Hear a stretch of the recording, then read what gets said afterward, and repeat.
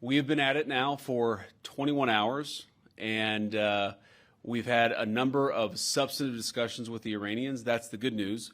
The bad news is that we have not reached an agreement, and I think that's bad news for Iran much more than it's bad news for the United States of America. So we go back to the United States having not come to an agreement. We've made very clear what our red lines are, what things we're willing to accommodate them on, and what things we're not willing to accommodate them on.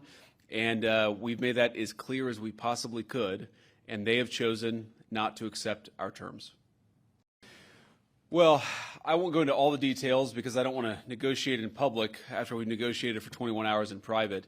But the simple fact is that we need to see an affirmative commitment that they will not seek a nuclear weapon, and they will not seek the tools that would enable them to quickly achieve a nuclear weapon. That is the core goal of the President of the United States, and that's what we've tried to achieve through these negotiations. Again, their nuclear program, such as it is, the enrichment facilities that they had before, they've been destroyed. But the simple question is, do we see a fundamental commitment of will for the Iranians not to develop a nuclear weapon, not just now, not just 2 years from now, but for the long term? We haven't seen that yet. We hope that we will.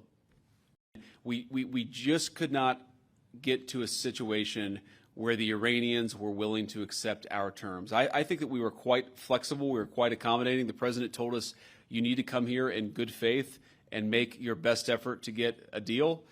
We did that. And unfortunately, we weren't able to make any headway. Yeah, obviously, we were talking to the President consistently. I don't know how many times we talked to him, a half dozen times, a dozen times over the past 21 hours.